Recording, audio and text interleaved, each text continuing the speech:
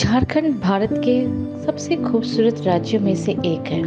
झारखंड अपने पहाड़ों और जंगलों के साथ साथ अपने शानदार झरनों के लिए जाना जाता है। झारखंड जिसे वनों की भूमि के रूप में भी जाना जाता है, प्रकृति भूमि के रूप में भी जाना जाता है, प्रकृति प्रेमियों के लिए एक स्वर्ग है।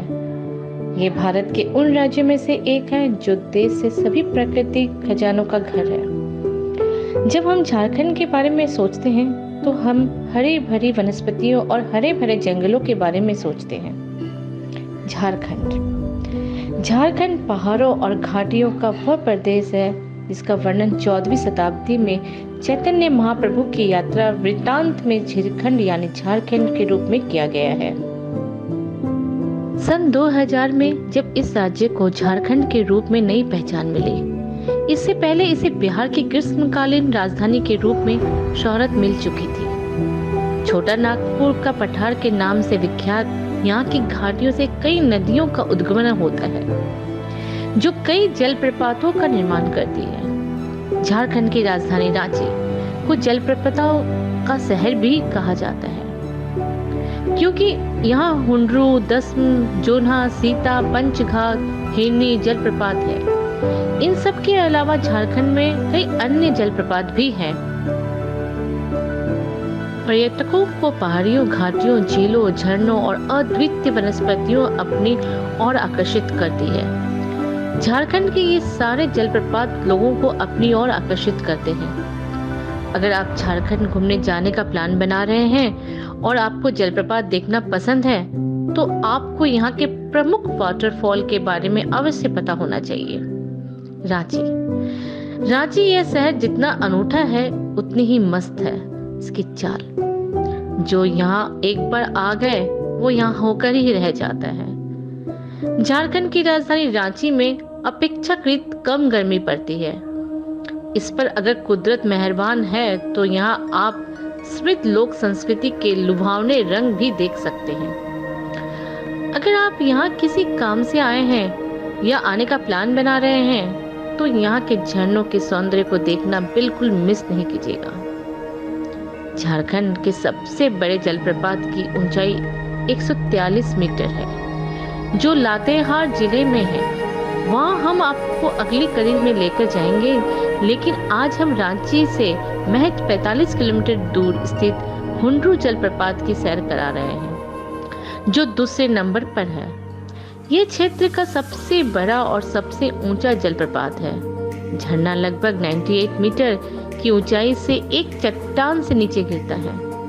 इस जलप्रपात का नजारा ऊपर से जितना सुंदर दिखता है, नीचे पहुंचकर इसकी खूबसूरती से ऊंचाई से गिरता पानी 4 चांद लगा देते हैं। तकरीबन 700 से अधिक सीढ़ियों नीचे उतरकर आप इसके नीचे पहुंच सकते हैं। झरने के नीचे का भाग एक तालाब जैसा दिखता है। इस तालाब का इस्तेमाल पर्यटक नहाने और बोटिंग के लिए करते हैं।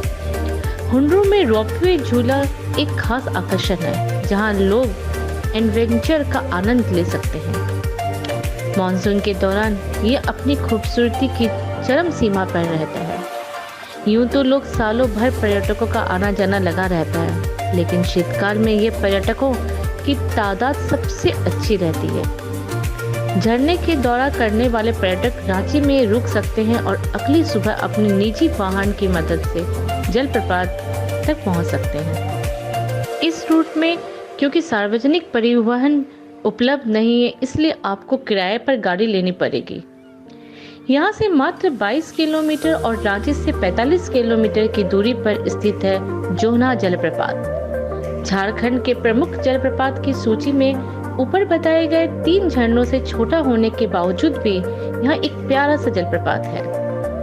भगवान बुद्ध को समर्पित एक मंदिर के करीब होने के कारण इसे गौतम धारा के नाम से भी जाना जाता है। ऐसा लगता है कि नदी का झागदार बड़बड़ाता हुआ पानी आपको बोल्डर के प्राकृतिक ग्रेड से नीचे की ओर इशारा कर रहा है।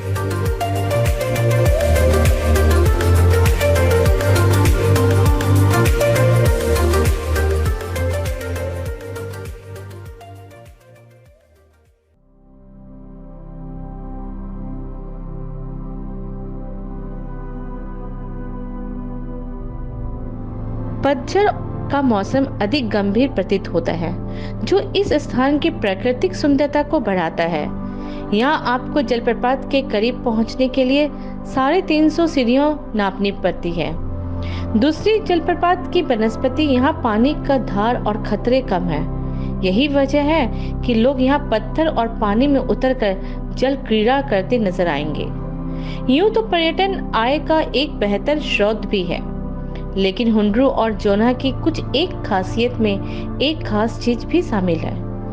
यहाँ आपको स्थानीय वनोत्पाद के अलावा स्थानीय कलाकारों के द्वारा निर्मित खिलौने और साज सज्जा के सामान उपलब्ध हो जाएंगे।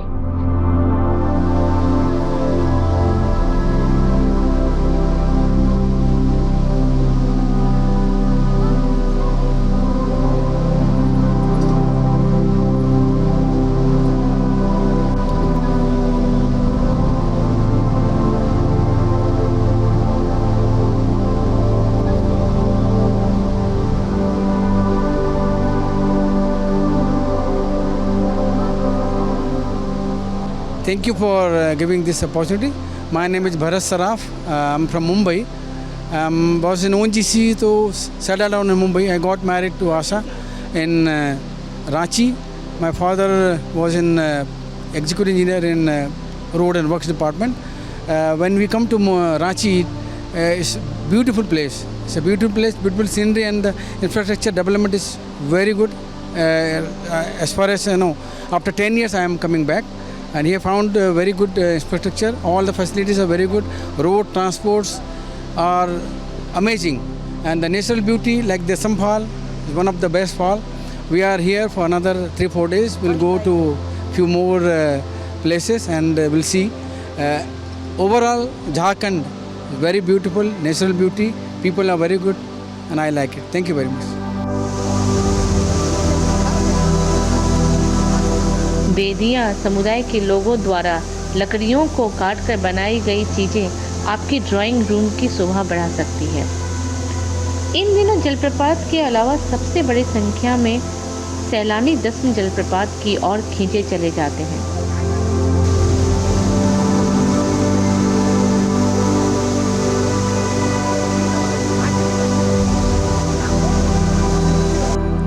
मेरा नाम सुमन है, मैं टाटानगर से आई हूँ और यहाँ हम लोग सुने थे कि बहुत अच्छा है फॉल करके, तो हम लोग देखने आए हैं। बहुत अच्छा लगा, यहाँ आके फीलिंग बहुत अच्छा लगा। पहली बार आए?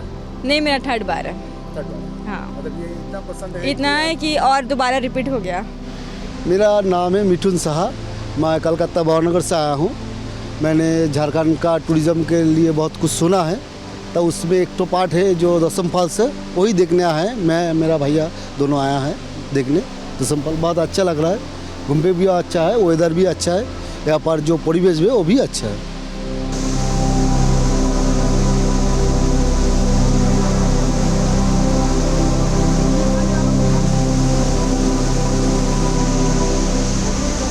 रांची टाटा हाईवे 33 से 10 किलोमीटर घाटियों के अंदर यात्रा पर आप इस मनमोहक नज़ारे को अपने मन में कैद कर सकते हैं। दसम जलप्रपात तामरा गांव के पास रांची टाटा रोड पर रांची शहर से 34 किलोमीटर दूर स्थित है। जगह दसमगढ़ के रूप में भी जाना जाता है। इस झरने का मुख्य जल स्रोत नदी काचनी है, जो यहाँ 144 फीट की ऊंचाई से आता है। इस गिरावट की अनूठी विशेषता ये है कि जब झरना देखा जाता है तो 10 पानी की धाराएं भी गिरती दिखाई देती है। छोटा नागपुर की झरनों और चट्टानों नदियों का क्षेत्र कहना अतिशयोक्ति नहीं होगी। आबादी बढ़ने के साथ ही वनों में वृक्षों की सघनता भले ही कम हो गई हो, मगर रेती जमीन पर अब भी हरियाली बरकरार है।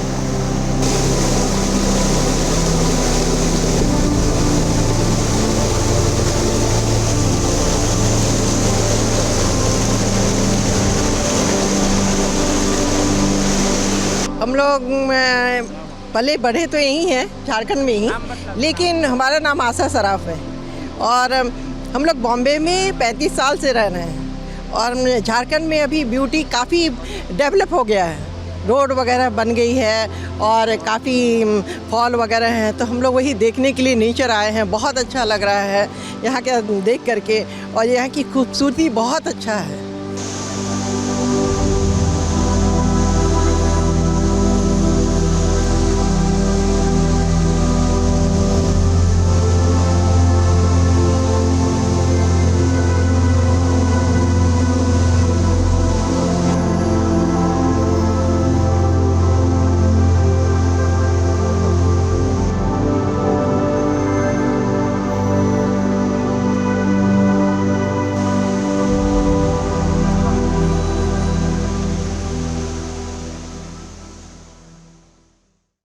आबादी बढ़ने के साथ ही वनों में वृक्षों की सघनता भले कम हो गई हो, मगर रेती जमीन पर अब भी हरियाली बरकरार है। इन्हीं प्रकृति छटाओं के बीच यह जलप्रपात रांची से करीब 34 किलोमीटर दूर दक्षिण पूर्व में कांची नदी पर स्थित है। यह जलप्रपात करीब 144 फीट की ऊंचाई से गिरता है।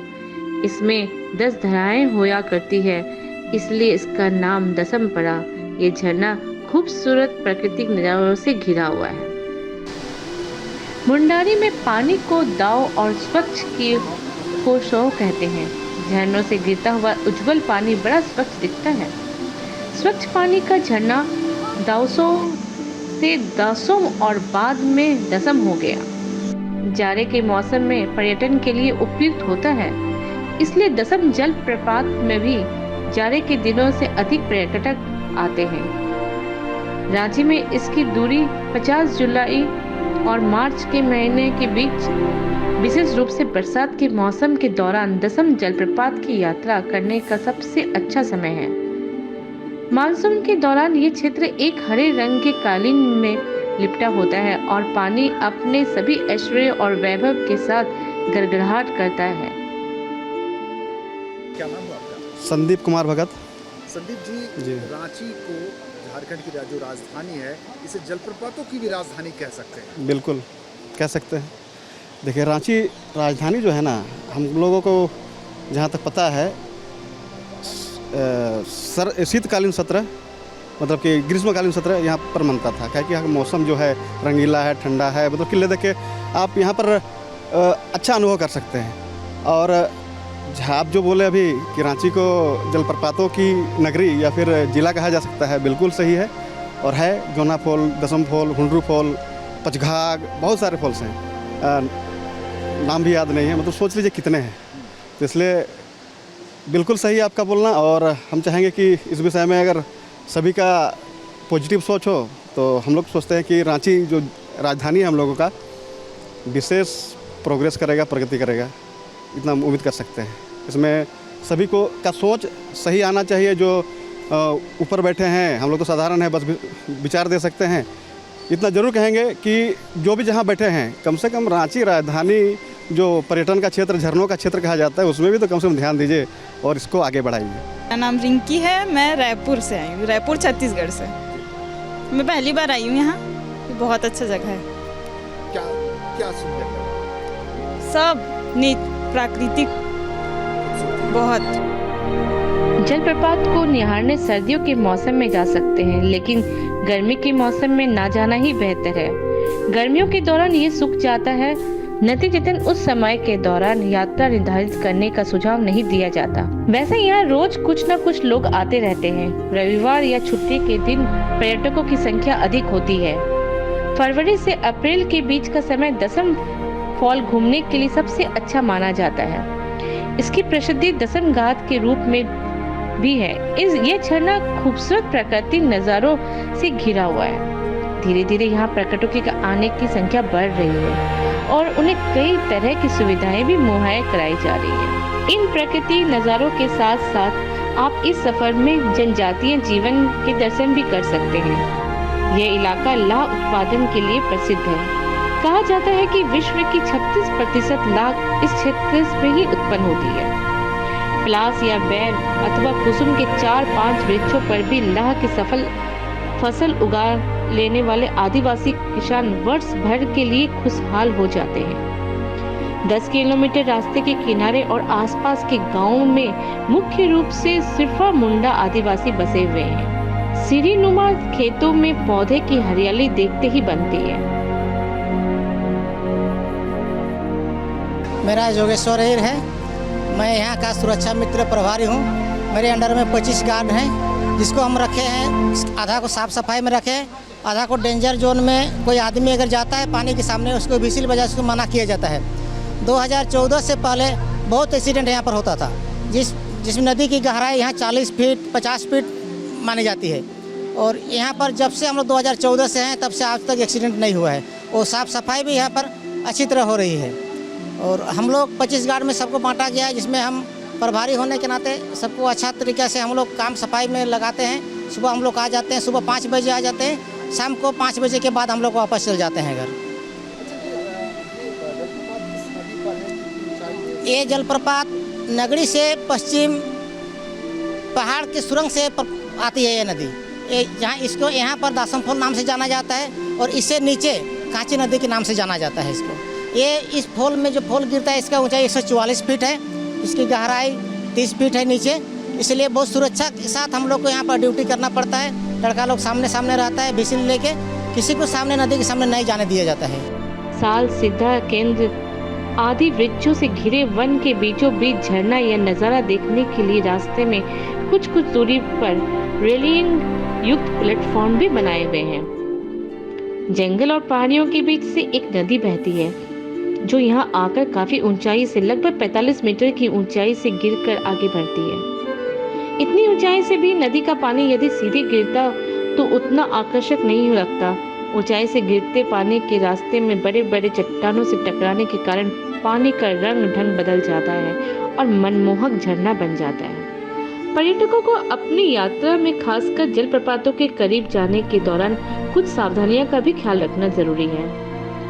यह आने वाले पर्यटकों को सख्त हिदायत दी जाती है कि वह जलप्रपात की धारा में नहीं नहाएं। यहाँ नहाते वक्त खास सावधानी बरतें। दसम फॉल में पर्यटकों को विशेष सावधानी की सलाह दी जाती है, क्योंकि जलप्रपात वेग से गिरता है, जहाँ जाना खतरनाक हो सकता है। हाँ, फॉल के कारण बाद जब वो आगे बढ़ता है तो इसमें स्नान किया जा सकता है, लेकिन यहाँ स्नान में बहुत सावधानी की जरूरत होती है। पानी के वेग से चट्टानों के बीच अनेक खतरनाक गड्ढे बन गए हैं, जो पानी से ढके होने के कारण दिखाई न देता है और जहाँ फंसना जानलेवा साबित हो सकता है। दसम फॉल निकला पानी आगे करीब 50-60 मीटर जाने के बाद समतल नदी के रूप में ले लेता है। बीच बीच में कहीं कहीं चट्टानों का मिलना असंभव नहीं, क्योंकि पूरा छोटा नगर ही चट्टान पर बसा है। यूं तो झारखंड घूमने बड़ी संख्या में दूसरे देश से और प्रदेश से भी पर्यटक आते रहते हैं, लेकिन बिहार, बंगाल और उड़ीसा के लोगों के लिए घूमने की ये अच्छी जगह है। तो चलिए आप भी यहाँ आने का प्लान बना लीजिए। यहाँ पहुँचने के लिए सड़क, रेल और वायु मार्ग की तमाम सुविधाएं हैं। यहाँ के भोले भाले आदिवासी अपने मेहमाननवाजी से आपका दिल जीत लेंगे और आप दोबारा आना यहाँ चाहेंगे।